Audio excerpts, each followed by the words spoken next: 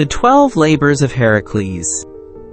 Who was Heracles, and why was he given the 12 Labours? Heracles, known to the Romans as Hercules, is one of the greatest heroes in Greek mythology. Born of the mortal woman Alcmene and the king of the gods, Zeus, Heracles was a demigod, blessed with extraordinary strength and courage. From the moment of his birth, he was hated by Hera, the wife of Zeus, who despised him as proof of her husband's infidelity. She sent snakes to kill him in his cradle, but the infant strangled them with ease. His life was a series of trials and tragedies, but none so defining as the 12 labors he was destined to complete, a path of suffering that would lead him to redemption. The story of the 12 labors begins with madness. In a fit of insanity brought on by Hera's relentless vengeance, Heracles killed his wife Megara and their children. When his senses returned, he was devastated and sought purification. The Oracle of Delphi commanded him to serve King Eurystheus of Mycenae for 12 years. During this time, Heracles would complete a series of impossible tasks. If he succeeded, he would be absolved of his sins and earn immortality. Reluctantly, Heracles agreed, setting aside his pride and submitting to a king far beneath him in both strength and spirit. The labors were designed to humiliate and destroy him. Yet with each task, Heracles grew not only in power, but in wisdom. He faced beasts that terrorized the land, like the Nemean lion, with its impenetrable hide, and the 9-headed Lernaean Hydra. He was sent to capture wild creatures no man could tame, the Cyrenian Hind, the Erymanthian Boar, the man-eating mares of Diomedes. He cleaned the filthy Augean stables in a single day, defeated the flesh-ripping Stymphalian birds, and subdued the mighty Cretan bull. Each challenge tested not just his might, but his mind, patience, and honor. As his fame grew, so too did the hatred of Eurystheus, and the gods who feared his rising glory. Hera continued to sabotage him, manipulating events to turn peaceful missions into chaos. Despite her efforts, Heracles carried on, but before he could prove himself through impossible feats, he would have to begin at the very beginning, with the first of 12 trials that would define his name for all time. It started not in a distant land or in the halls of the gods, but in the hills of Nemean, where a monstrous lion with an unbreakable hide terrorized the people. This would be his first labor. Labor 1. Slay the Nemean lion. In the land of Argolis, dark tidings spread through the hills and fields. A monstrous lion had descended from the wilds near Nemean, striking terror into the hearts of shepherds and travelers. No weapon could pierce its golden hide, and no wall could keep it at bay. Crops were left unharvested, homes abandoned, and smoke no longer rose from village chimneys.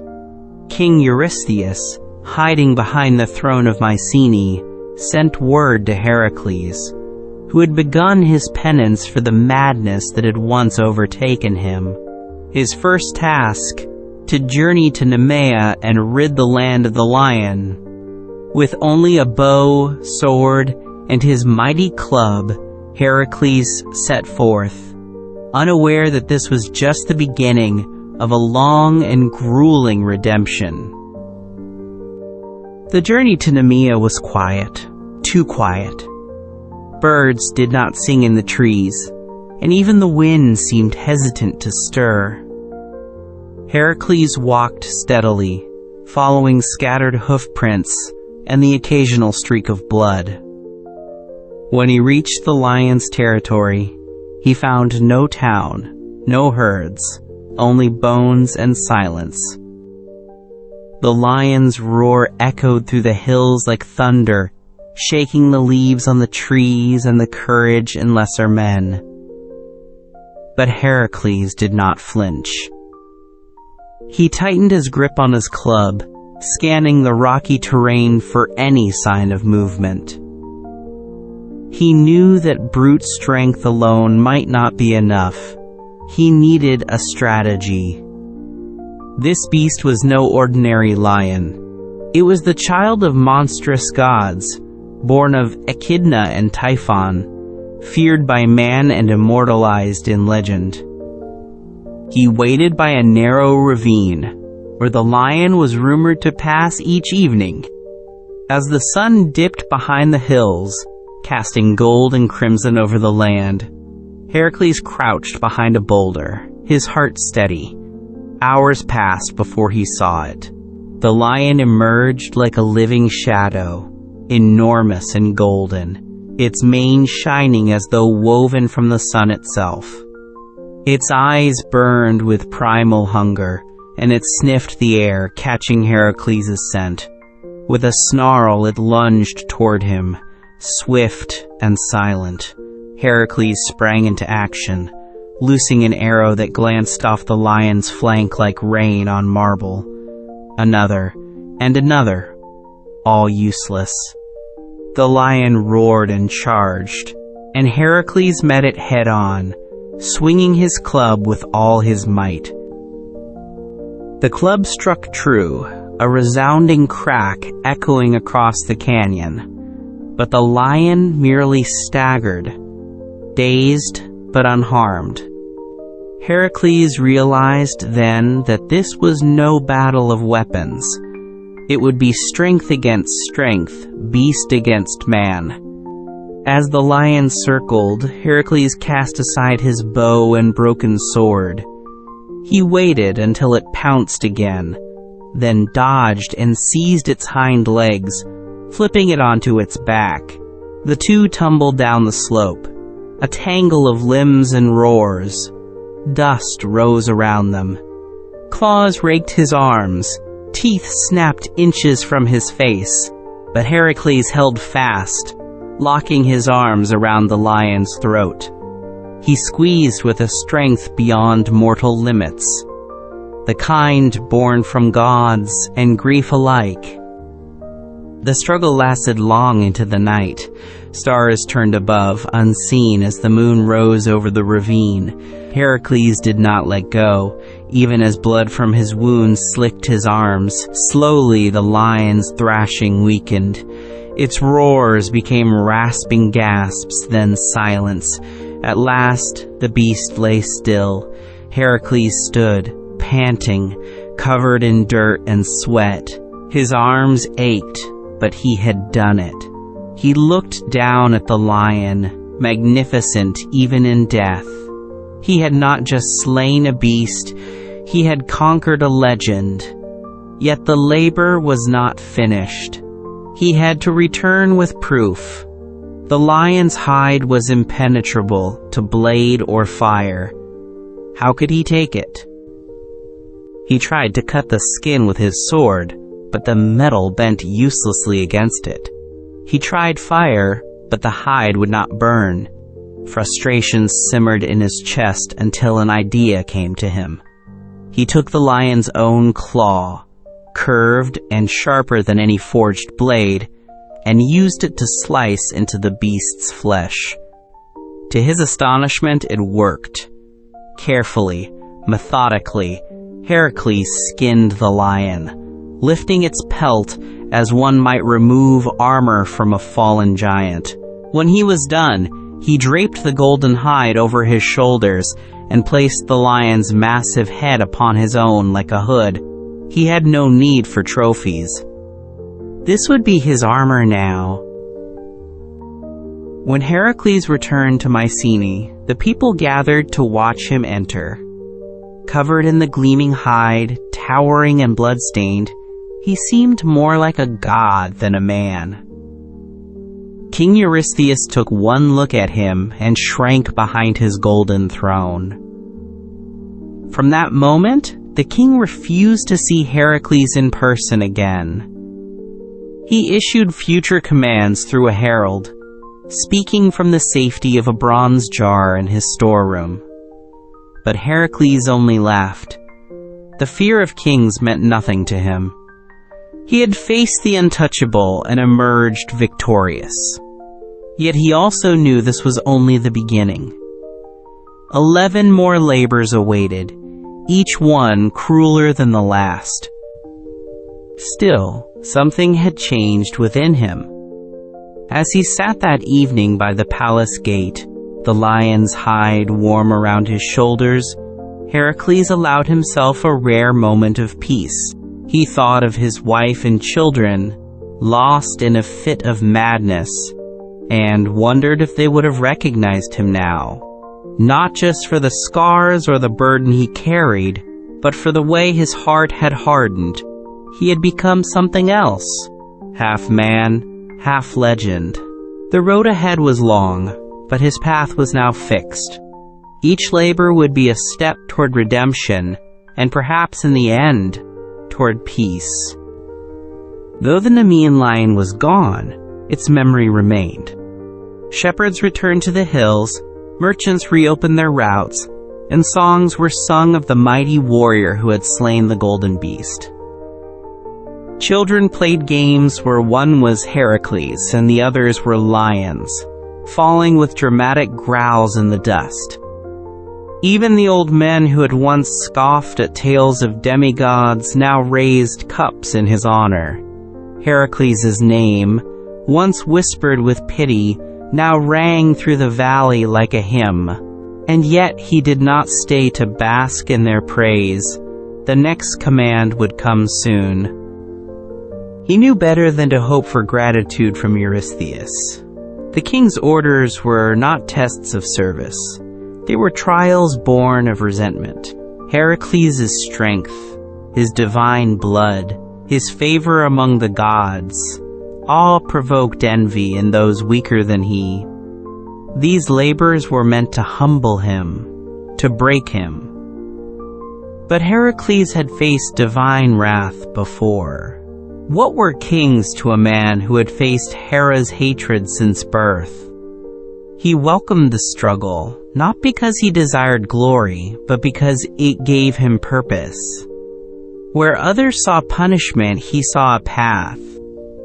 Heracles carried the lion's hide with him everywhere, not as a trophy, but as armor and reminder.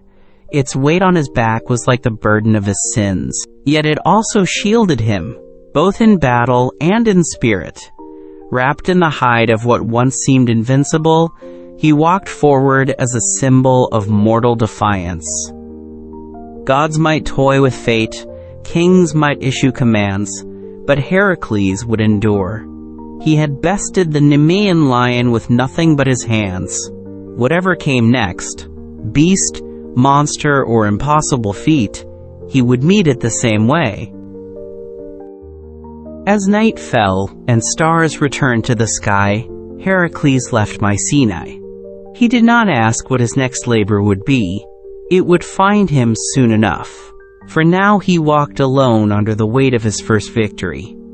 Each step echoed against the road behind him, where the earth itself seemed to remember his footsteps. Far away, wolves howled in the darkness, but none dared draw close. The scent of the lion still clung to him, mingled with his own. He was no longer just a man. He was the one who slew the beast that could not be slain. Though he walked among mortals, tales of Heracles had already begun to pass into myth. In the minds of bards and poets, the lion he killed grew larger with each telling, its eyes more cruel, its hide more golden. Heracles himself became taller, stronger, more divine. But the truth remained, quietly beating in his chest. He had wrestled death in the dust, and it had stared back. The blood on his hands was real. The pain in his shoulders, the silence of a victory bought with violence. These were not tales. They were the cost of redemption. In distant Olympus, the gods watched. Some with pride, others with disdain. Hera scowled, for each success brought Heracles closer to absolution, and that she could not bear. But Zeus, his father, watched with silent approval. He saw in his son not only power, but a resilience that even immortals lacked.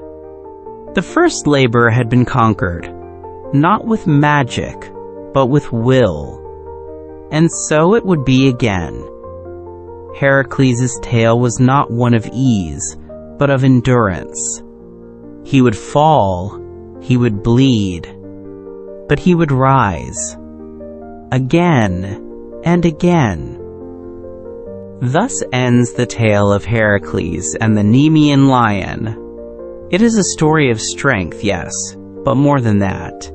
It is a story of facing what cannot be fought with weapons alone, of grappling with what seems undefeatable. It is about the moment when a man becomes something more, by doing what no one else dares. This was only the first of 12 labors, but in many ways, it was the measure of them all. Heracles did not just slay a monster, he reclaimed a piece of himself, and in doing so, set the tone for every battle yet to come. Labor 2. Slay the 9-headed Lernaean Hydra. Far to the south of Argolis, in the dark marshes near the lake of Lerna, a new terror had risen. A monstrous serpent, the Hydra, plagued the land. Born of Typhon and Echidna, like the Nemean lion, the Hydra had 9 serpentine heads, one of which was immortal. Its breath was poison, its blood a deadly venom, and it devoured livestock and people alike. King Eurystheus, still trembling from Heracles' return with the lion's hide, wasted no time assigning this second labor.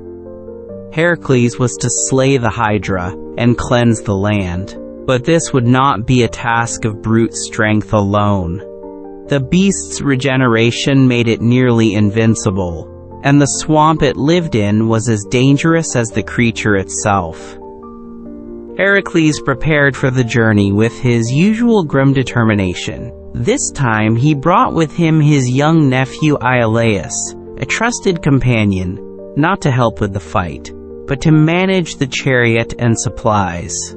They traveled through dense forests and boggy paths, their destination reeking of death and decay. As they neared the swamp, a heavy fog rolled in, thick as wool, swallowing sound and light. Birds no longer flew in the air, and the reeds whispered warnings to those who dared step into the Hydra's domain. Heracles dismounted and took his club, bow, and sword. The air stung his nostrils with the acrid bite of poison. The Hydra's lair was hidden within a cave beside the swamp, half submerged, its opening framed by twisted roots and bones. Heracles lit a torch, the flames dancing in the mist. He did not call out. He simply approached, alert and silent. The moment he crossed the threshold, the Hydra stirred. Its 9 heads slithered forward, eyes glowing like embers in the darkness. Each hiss was a chorus of death. Heracles threw his torch ahead, lighting the damp cave in flickering light. The beast's massive body writhed from the shadows, scales like blackened iron, and the stench of death poured from its breath. It lunged. Heracles dodged to the side, swinging his sword at the nearest head. It fell to the floor with a wet thud, but almost instantly, 2 new heads grew in its place, hissing more furiously than before. Again he struck, and again the creature multiplied. The more he fought, the worse it became. Sweat poured down his face as he danced around the snapping jaws, but his efforts seemed in vain. The Hydra was not just surviving. It was thriving. Each strike only made it stronger.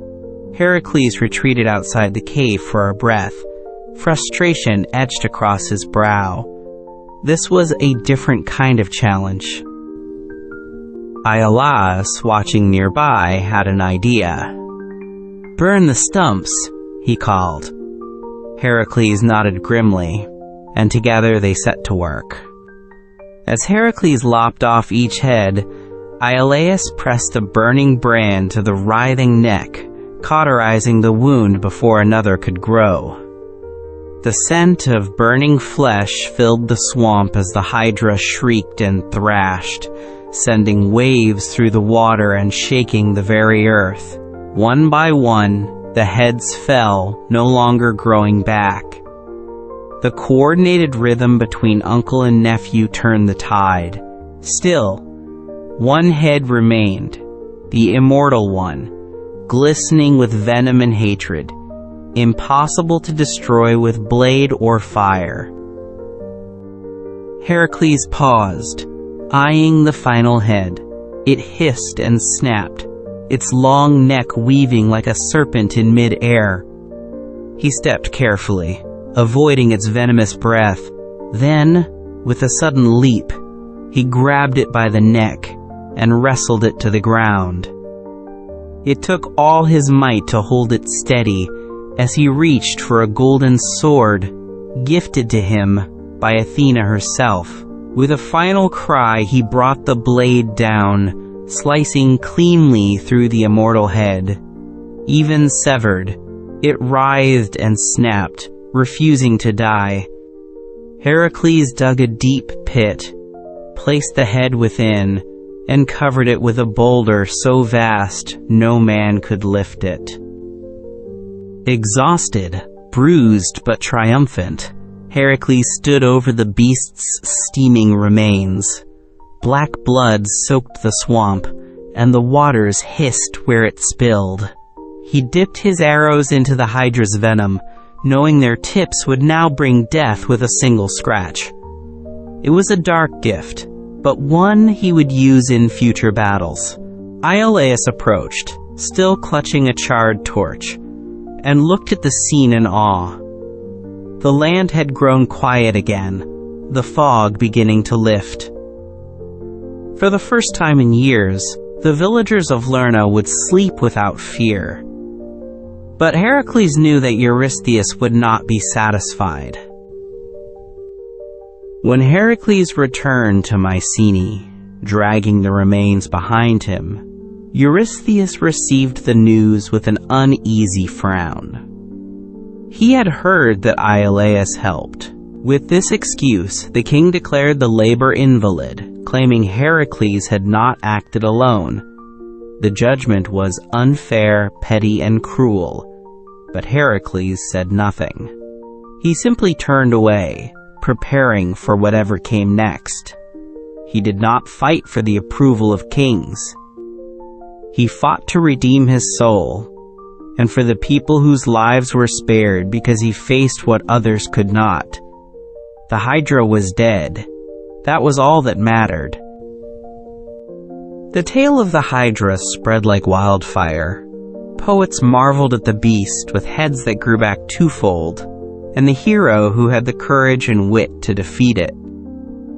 Children in Lerna no longer feared the water, and shepherds once again brought their flocks to the lakeside. Temples were built in Heracles' honor, though he never sought them. He traveled always forward, never lingering where praise was sung. Glory, after all, was fleeting. What he sought was forgiveness, something no song could grant. Still, the Hydra's fall marked another turning point in his path toward redemption. The venom from the Hydra would prove both a gift and a curse. In future battles, Heracles' arrows would strike with godlike precision, bringing swift death even to giants. Yet it also tainted his legacy, for some whispered that he wielded poison like a coward, not a warrior. Heracles paid them no mind. He had looked into the eyes of a creature no mortal dared approach, and returned. He had faced a nightmare, and silenced it forever. The arrows were a tool, like his club or his strength. The monsters he would face next would require everything he had, and more. The gods looked on with curiosity. Hera, ever jealous and vengeful, saw Heracles' survival as an insult. She would not allow his success to go unchallenged. Each labor to come would be more dangerous, more twisted, more impossible. But others, like Athena, watched with quiet pride. Heracles had proven not only strength but strategy. Even demigods needed allies, and in Iolaus he had found more than a servant. He had found loyalty. That loyalty would sustain him as the weight of his tasks grew heavier. Though he walked a solitary path, Heracles would never be entirely alone. The Lernaean Hydra had guarded its swamp like a god. Its death brought life back to the land, and Heracles became a legend once more. But deep beneath the earth, where the immortal head was buried, strange things still stirred. Some said that the venom seeped into the roots of the trees, that no flower would grow where its blood had spilled. The land remembered the Hydra, just as Heracles' soul remembered each scream, each strike, and the endless fight in the dark cave. Every labor left a mark, not just on the world, but on the man himself. Heracles bore his wounds like armor. He never complained, never questioned why the gods had chosen this path for him. The madness that once gripped him had faded, but its echoes still haunted him in sleep. In the Hydra, he had seen a reflection of that madness, many-headed, writhing, impossible to control. Slaying it was not just an act of heroism, but of symbolic defiance. He would not be ruled by chaos. He would conquer it, one beast at a time. And though Eurystheus dismissed the labor, the world did not. The people knew. The bards sang. Heracles endured. As he departed the marshlands, the air felt clearer. Birds returned to the trees, and the first signs of spring touched the edges of the lake. Heracles walked on, not looking back. Iolaus followed a few paces behind, guiding the chariot. The road ahead was uncertain, as always. But in his heart, Heracles knew that he had passed another trial. The path to redemption was long, and it wound through darkness and blood, but he would follow it to the end, one labor at a time, one monster at a time, until his soul, like the land of Lerna, was free. Labor 3. Capture the golden hind of Artemis. After facing the fury of the Hydra, Heracles was tasked with a labor unlike the others. There was no monstrous beast to slay, no village to rescue, no venom or fire. Instead, King Eurystheus commanded him to capture the golden hind of Artemis alive. The hind, a deer with antlers of glittering gold and hooves of bronze, was sacred to the virgin goddess of the hunt. It roamed freely through the forests of Serenia, faster than the swiftest arrow, untouchable even by the gods.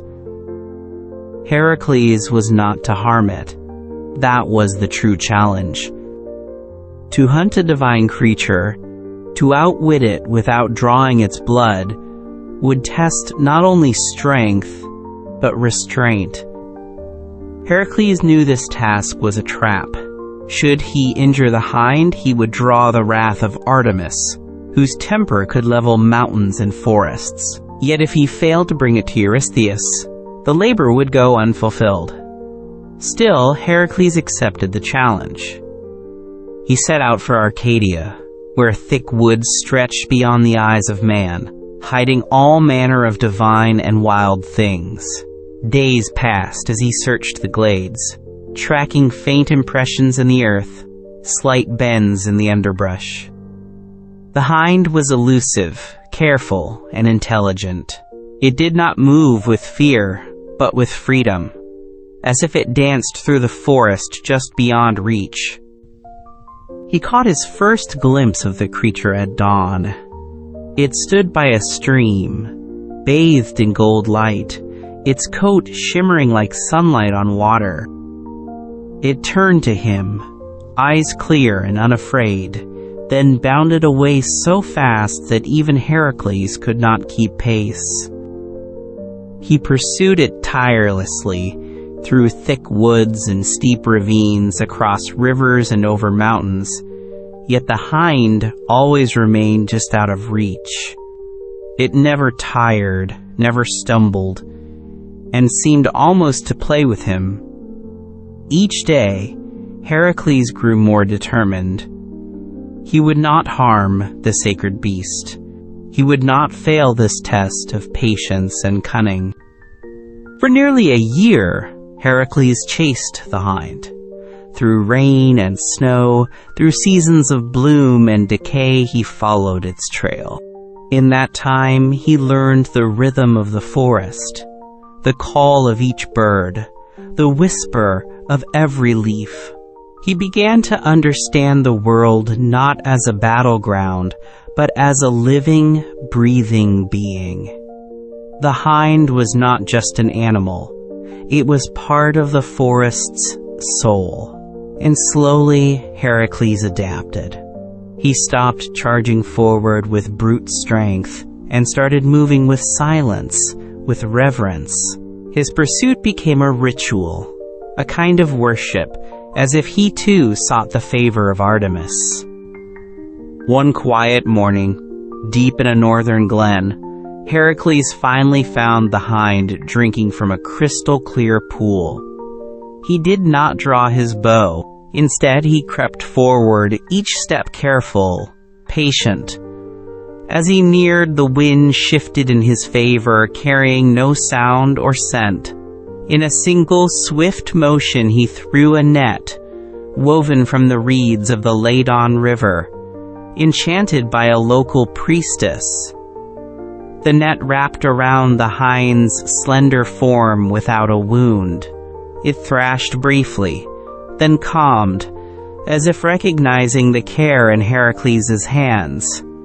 He whispered a prayer to Artemis and gently lifted the creature. The moment Heracles turned toward the road to Mycenae, the forest seemed to hold its breath. The birds ceased singing, the air grew still, and from the trees stepped a figure radiant and terrible, Artemis herself. Her eyes burned with divine light, and her bow was already drawn. "You dare touch what is mine?" she asked, voice like a rushing stream. Heracles knelt, setting the hind gently before him. He did not offer excuses. Instead, he told her of the labor, of Eurystheus, and of his vow to bring no harm to the sacred creature. He asked for her mercy, not for himself, but for the deer. Artemis listened, her gaze hard. Then, with a motion of her hand, the bow vanished. "You have treated it with care," she said, "and your heart was not filled with greed or pride. I will allow this. Once." She ordered him to return the hind unharmed after the king had seen it. Heracles bowed deeply, and with the goddess watching, he continued his journey. He walked slowly, mindful of every step. The hind followed calmly, as if choosing to walk beside him. In that quiet companionship, Heracles felt a strange peace he had never known before. The kind that came not from battle, but from harmony. When Heracles reached Mycenae, Eurystheus rushed from his palace, eager to see the legendary creature. But Heracles did not hand it over. Instead, he told the king that the hind belonged to Artemis, and that he had been given permission to show it only briefly. Eurystheus fumed and demanded that the deer be added to his royal menagerie. Heracles shook his head. "You may look," he said, "but you may not touch."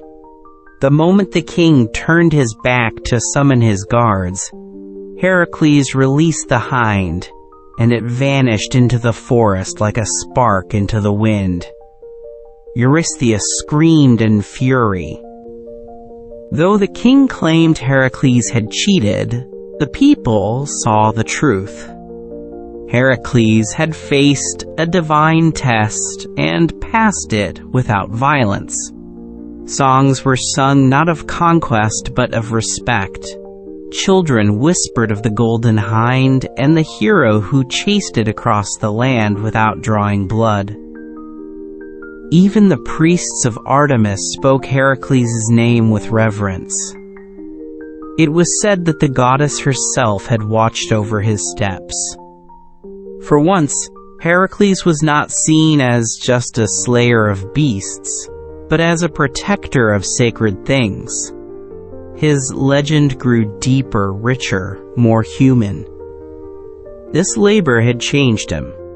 In the wild forests of Arcadia, Heracles discovered that not all battles are won with fists. He had come to understand patience, humility, and the value of life untouched. Where before he had charged at monsters, now he moved with thought and purpose. The hind had taught him what no Hydra or lion ever could. It had taught him to listen. As he left Mycenae once more, he did not carry a trophy or wear a symbol of conquest. But he felt stronger for it, in a way that could not be measured in scars or weapons. The gods watched as always. Hera gritted her teeth at another success, but Artemis said nothing. She returned to her woods, her hind once more at her side. Zeus, ever the silent father, allowed himself a smile. Heracles was growing into his strength, not just in body, but in spirit. This third labor, though bloodless, had shaped him more than any other. There were still trials to come, darker, deadlier, but Heracles now carried something new within him, the wisdom of restraint. And with that, he stepped into the next chapter of his journey, the forest behind him, and destiny still calling ahead. The forest of Lernaean would remember him, not as a destroyer, but as a guest who walked softly, who gave more than he took. The deer's golden hooves would echo through those trees for centuries, untouched by hunters, guarded by Artemis. And in quiet corners of Greece, old storytellers would lean close to fires and tell of the time a mortal chased divinity, not to trap it, but to understand it. And how, in doing so, he became something more than mortal himself. As Heracles continued his labors, this one stood apart in his memory. He had no wounds to show, no venom-stained arrows, no beast's hide. But he had a memory of golden light, of leaves shifting overhead, of a deer that moved like a dream. And he remembered the moment when the goddess of the hunt looked into his heart and found no fault. That was his true prize. Not glory, not fame, but a moment of grace. It would sustain him through the trials ahead, where blood and death would return. But for now, he carried silence like a shield.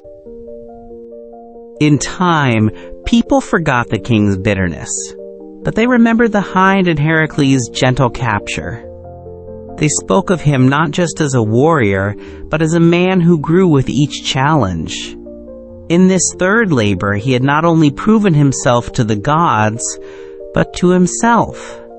And though the road ahead would lead him through fire and shadow, the golden glint of that deer in the morning light would always remain, a spark of hope in a world that often asked for blood.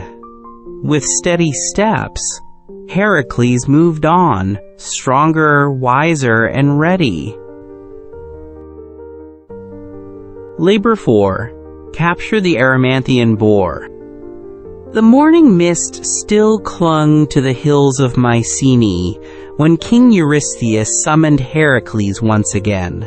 With venom in his voice, he spoke of a monstrous boar that roamed the snows of Mount Erymanthus, terrifying villages and destroying everything in its path. The beast was said to be enormous, with tusks like bronze scythes and a hide so thick no spear could pierce it.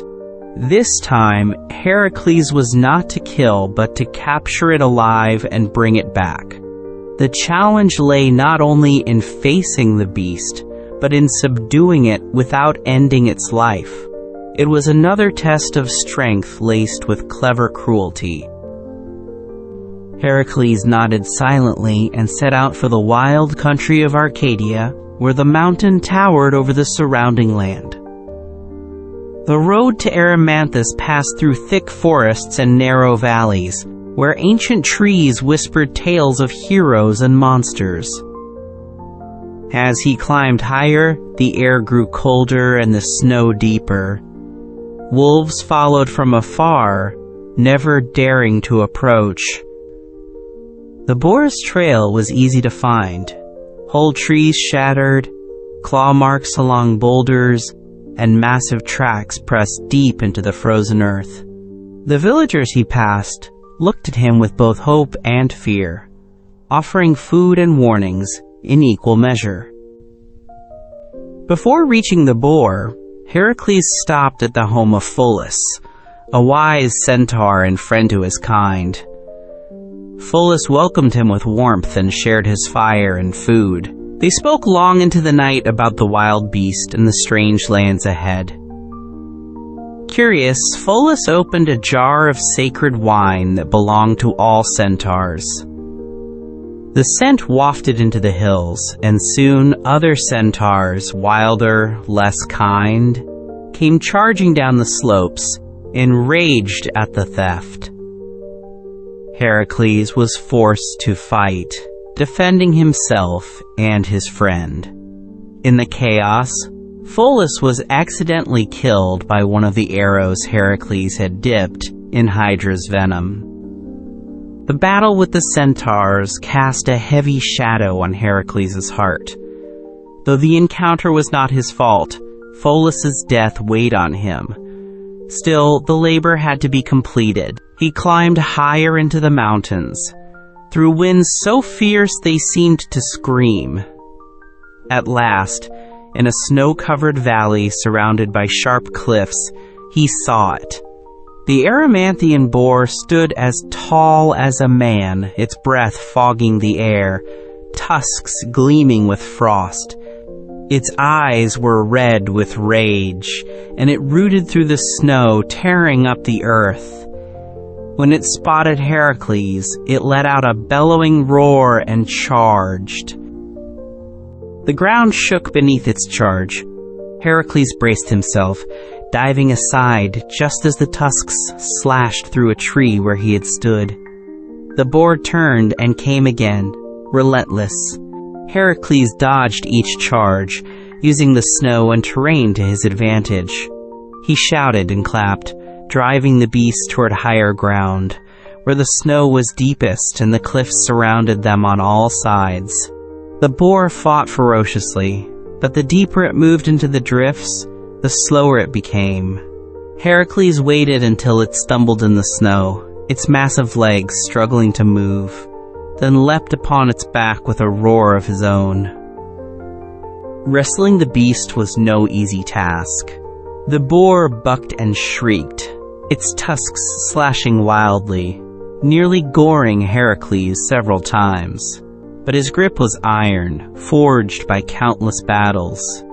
Slowly, using his strength and the terrain, He forced the boar to the ground, wrapping thick rope around its legs and muzzle. The beast thrashed, but it could no longer run. Bound and snorting, it glared at him, furious and humiliated. Heracles patted its side gently. He had won through patience and force, not cruelty. Then he built a sled of pine branches and lashed the boar atop it, beginning the long descent from the mountains. As he returned through the villages, the people gasped in awe. The stories they had heard seemed smaller than the reality of the beast tied behind Heracles. Children pointed and cheered. Elders bowed their heads in respect. Heracles did not linger. He was weary, and the weight of Pholus' death still clung to him like a shadow. The snows melted behind him as he descended into warmer lands. When he reached Mycenae, Eurystheus was so terrified at the sight of the living boar that he leapt into a bronze storage jar and refused to come out until the beast was gone. Heracles laughed, a rare sound, deep and thunderous. He let the boar go then and there, releasing it into the wild, where it would trouble men no more. The creature fled with surprising speed, disappearing into the distant woods. Eurystheus, red-faced and furious, sputtered about future labors. But the people only watched Heracles with growing reverence. Again he had returned, alive and victorious, bearing not destruction but a captured terror. And again he had shown that brute force was not his only weapon. Wit and endurance had been just as vital in this climb through ice and death. The tale of the Erymanthian boar spread quickly. Some told it as a story of wrestling with nature itself, an unrelenting storm of tusks and snow conquered by a man who could bend the world. Others whispered of the death of Pholus, and how even in victory, Heracles could not escape sorrow. Both versions were true. Every labor shaped him, not only in flesh but in spirit. He had come down from the mountains a little older in his soul, aware that power came with a price. Yet he did not stop. There were still more tasks to face, more darkness to meet with light. That night, Heracles rested outside the city, gazing up at the stars. The boar was gone, but its bellow still echoed in his ears. In his dreams, he stood on a snowy cliff again, wind howling around him as the beast charged. But this time he saw Pholus watching, smiling faintly from the tree line. Heracles awoke with a start, heart pounding. He took it as a sign. Loss would follow him just as victory would. All he could do was meet each trial with everything he had. And perhaps, in doing so, he could find something greater than forgiveness, something like peace. As the sun rose over the hills of Arcadia, Heracles packed his few belongings and readied himself for the road. Each labor brought new lessons, and though the king may twist the rules and mock the victories, Heracles knew the truth of what he had accomplished. The wild feared him, but also respected him. He had faced storms and monsters and returned, scarred, but standing. His journey was far from over, but in his heart, the boar was no longer a beast. It was a symbol of the rage within, the strength to master it, and the courage to let it go. The gods above watched in silence. Hera, ever bitter, scowled at his success. Yet others whispered among themselves of Heracles' endurance. His path was no longer just about atonement. With each labor, he grew into the name destiny had given him. Not merely Heracles the Strong, but Heracles the enduring. The world changed around him, reacting to each deed, and while many sought to test him, none could ignore the wake of his journey. The Erymanthian boar was now a part of that legend, a creature too wild for kings, but not for the man who walked among gods and men alike. As he vanished into the horizon, Heracles did not look back. The mountains of Erymanthus faded behind him, their peaks still capped in snow. In their silence, they held the memory of a battle between man and beast, one fought not for blood, but for command of nature's fury. And in that silence, the wind whispered his name, carrying it across valleys, through forests, and into the hearts of those who would one day hear of the man who captured the storm and walked on, always forward, toward his next impossible trial. Labor 5. Clean the Augean stables in a single day. After capturing the Erymanthian boar, Heracles returned to Mycenae, expecting another fierce and bloody challenge. But Eurystheus, ever eager to humiliate rather than honor him, devised a labor not of monsters, but of filth. He ordered Heracles to clean the Augean stables in a single day. At first, it seemed almost laughable. Augeas, king of Elis, owned the largest herds in all of Greece: cattle, goats, sheep, horses, all kept in massive stables that had not been cleaned in over 30 years. The stench could be smelled from miles away. The filth was mountains deep, a festering swamp of waste and rot. It was not a task of strength, but of disgust. Eurystheus had chosen this labor not for danger, but for degradation. To make Heracles grovel in manure would, he hoped, break the hero's pride. Yet Heracles accepted the challenge without a word. He made his way to Elis under a hot, dry sun, the air thick with the promise of dust and dung. Farmers along the way stared in disbelief when he told them of his task. Some laughed, others pitied him. But Heracles knew there was always more to a labor than what appeared on the surface. He would find a way, as he always had, to conquer the impossible. Upon arriving at the stables, Heracles was met by Augeas himself. The old king, proud and dismissive, scoffed at the idea of anyone cleaning his stables in a single day. Heracles proposed a wager. If he succeeded, Augeas would owe him 1/10 of his herds.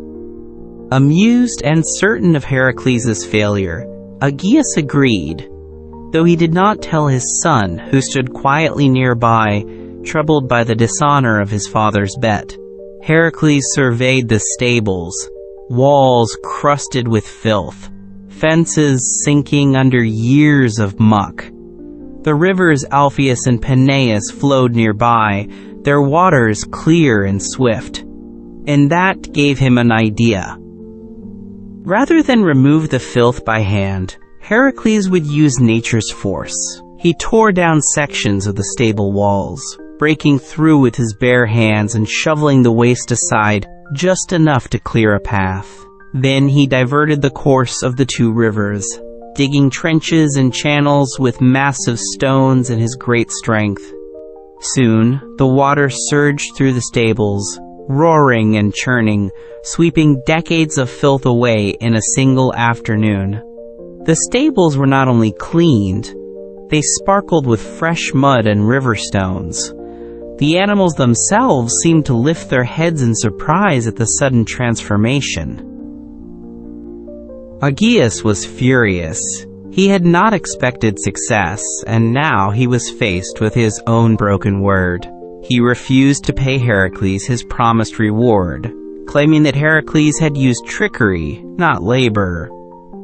Heracles stood silent, his jaw tight with anger. Augean not only denied him the reward, but also tried to banish him from Elis. But the king's own son, who had witnessed the agreement, testified in Heracles' favor. Outraged, Augean banished his own son, casting him from the palace. Heracles did not raise his hand against the king this time. He simply left, the rivers flowing behind him, justice washing in his wake. When Heracles returned to Mycenae, Eurystheus laughed. He refused to count the labor as valid, declaring that Heracles had been paid for the task, even though he hadn't been. Heracles clenched his fists but said nothing. He had learned that victory did not always come with recognition. Sometimes, the labor itself was its own reward. He had turned a mountain of filth into a clear path. He had brought cleansing where there had only been rot. Even if kings played their petty games, Heracles knew what he had achieved. The stables were clean, and the land around them reborn. Word of the deed spread far beyond Elis. Farmers spoke in awe of the hero who moved rivers, who bent the will of nature to cleanse what man could not. Children recited tales of the waters surging through the stables like silver snakes. Even in distant cities, Heracles was praised not for his might alone, but for his wit. This was a different kind of triumph, one of cleverness, planning, and the use of force in harmony with the earth. The gods took notice too. Poseidon, god of the rivers, chuckled at the ingenuity. Athena, goddess of wisdom, smiled from afar. Heracles had not just cleaned a stable, he had revealed the decay hidden behind a king's pride. Augean, for all his wealth, had let filth grow unchecked for decades. His stables mirrored his rule. Prosperous on the surface, rotten within. Heracles' rivers washed more than dung away. They washed away illusion. They revealed what true strength could do, not just in battle, but in building, clearing, renewing. It was the labor of a god disguised in human form. And though Eurystheus denied its worth, the people did not. They saw Heracles not just as a slayer of monsters, but a purifier of the land. At night, Heracles rested near a riverbank, listening to the rush of water. He thought of the stables, of Augeas' betrayal, of the boy cast out by his father. He wondered how many more kings hid behind filth and gold, thinking themselves mighty while others suffered. The labors were revealing more than strength. They were showing him the nature of men, how some would challenge you to rise, and others would scheme to bring you low. But no matter what form the labor took, Heracles would meet it. With arms, with mind, or with heart. He was becoming more than a hero. Though some scoffed at the labor's nature, Heracles knew it had required as much from him as any beast he had battled. Filth was not glorious. There were no roaring crowds, no gleaming trophies, only the knowledge that something unclean had been made whole. He had walked into a place others avoided and left it better than he found it. That, to Heracles, meant something. Glory was fleeting. But restoration? That endured. The rivers he redirected would flow for years, feeding the land, remembered by farmers and their children, long after kings forgot who deserved credit. In temples and taverns, the tale took on new life. Some said Heracles had spoken to the rivers, commanding them like old friends. Others said he had used divine water gifted by Zeus himself. The truth was simpler, but no less wondrous. Heracles had seen a way where others only saw filth. He had found power in water and used it not to destroy but to cleanse. That was the mark of something rare. A hero who could heal as well as conquer. A man who could change the shape of the world without lifting a sword. The gods stirred. Hera fumed that another labor had been met, even if not officially accepted. She whispered new schemes into Eurystheus' ear. But other gods began to murmur that Heracles was more than mortal, that he was walking a path few could endure. With each task he grew not only in strength, but in soul. The Augean stables had not brought him glory, but they had taught him something deeper. That sometimes the hardest labors were not those fought with fists, but those faced with determination against what others refused to see. As he moved toward his next labor, Heracles left behind no slain beast, no captured creature. But the rivers still flowed where he had dug them, and the land was cleaner for it. In that, there was something sacred. In every splash of water, in every breeze that now moved freely through the once fouled stables, his labor echoed. He had answered filth with flood. He had not destroyed, but transformed. And transformation, he was learning, was the heart of his journey. Whether through battle, wisdom, or water, he would continue. For there were still labors to come, and his legend was only beginning. Labor 6. Slay the Stymphalian birds. Beyond the mountains of Arcadia, near the dark waters of Lake Stymphalis, a terrible menace plagued the land. Flocks of monstrous birds, born of an ancient curse, had descended upon the region. These were no ordinary creatures. Their feathers were sharp as daggers, their beaks stronger than bronze, and their cries pierced the air like war horns. They devoured crops, tore livestock to shreds, and attacked any who dared approach the lake. Trees were stripped bare, roofs shredded, and the sky darkened beneath their wings. The people of Stymphalis fled their homes in fear. King Eurystheus, always seeking to crush Heracles' spirit, ordered him to rid the land of these cursed birds, an impossible task, or so he thought. Heracles journeyed to the lake, his steps heavy with caution. The sky above was eerily quiet, the silence a warning, more chilling than any scream. The ground near the lake was littered with bones and bloodied feathers. As he approached, the air shifted. A shriek split the sky, followed by the deafening sound of hundreds of wings. The Stymphalian birds rose as one, their bronze feathers catching the light, each one a blade ready to cut. Heracles raised his shield, deflecting a rain of razor feathers. These creatures could not be fought with brute strength alone. If he rushed them, they would overwhelm him. He retreated into the shelter of the trees, thinking fast. He needed a way to draw the birds out, to force them into the open. Deep in the woods, he recalled a gift from Athena, a pair of bronze crotala, noise-making clappers crafted by the god Hephaestus. The goddess had foreseen this labor and given him a tool unlike any weapon. Heracles took the clappers and climbed a rocky outcrop near the lake. As the birds circled overhead, he slammed them together, and a thunderous sound burst across the sky.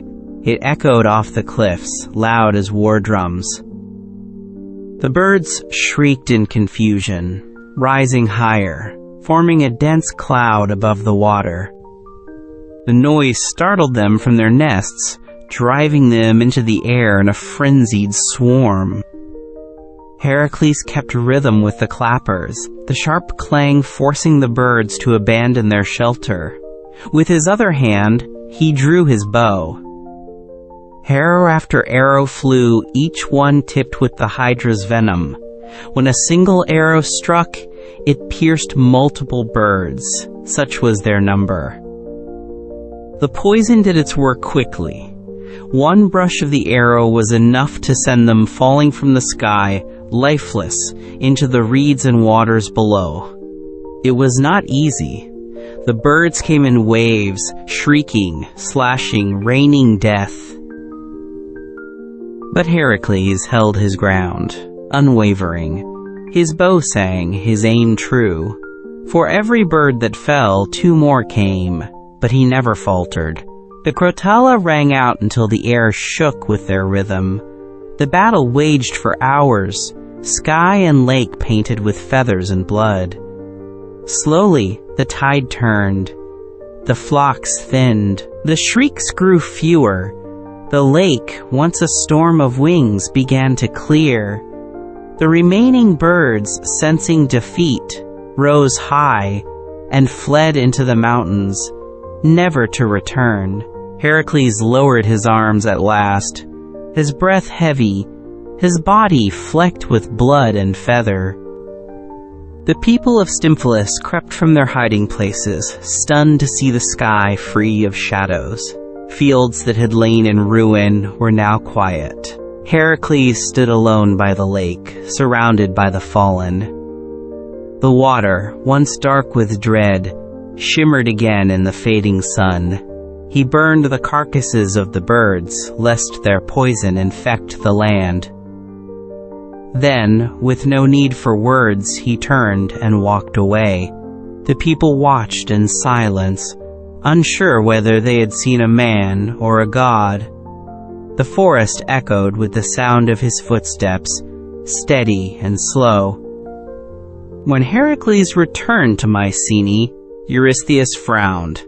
He had hoped the birds would be too numerous, too fast, too deadly. Yet again, Heracles had turned the impossible into victory. The king muttered something about divine help, about Athena's gift, but it was hollow. Heracles said nothing in return. He had learned that answers mattered less than actions. He had done what no one else could do, not with rage, but with strategy. He had listened, planned, struck, and endured. Another labor complete. Another nightmare banished. Still, he knew the road ahead remained long and perilous. In the cities and fields of Arcadia, Heracles became legend once more. Children played at slaying birds with sticks and stones, and bards sang of the hero who cleared the sky. Yet Heracles himself did not celebrate. The battle had been more than physical. The shrieking chaos of the birds had stirred something deeper, a reminder of the madness that once gripped him, of voices and shadows that overwhelmed the mind. The birds were more than beasts. They were echoes of that past, and slaying them had brought a strange kind of silence to his soul, a heavy, thoughtful silence. He wandered a while before returning to his path. He sat by a quiet stream one evening, polishing the crotala, their surface gleaming in the moonlight. He thought of Athena, of her quiet guidance, and offered a silent prayer of thanks. Not all strength came from the body. Some came from tools, some from allies, some from the ability to adapt when the old ways failed. The birds had taught him that. They had tested not just his endurance but his cleverness, his calm. In that test, he had prevailed. But he also knew that cleverness would not help against every trial. High atop Mount Olympus, the gods took note. Hera sneered at the success, but others, Athena, Hermes, even Apollo, watched with interest. Heracles was growing beyond what they had expected. Not just a brute or a pawn, but something else. A mortal with godlike resolve and a spirit that refused to bow. The labors were shaping him, sharpening him like a blade against stone. Each one revealed not just his strength, but who he was becoming. The Stymphalian birds had tried to pierce the sky with chaos, and he had brought the sky back to peace. Though he had no trophy to carry from this labor, the absence of terror was his prize. The quiet fields, the restful sleep of children, the safe skies, those were the marks of his work. Heracles needed no golden hide, no boar bound in rope.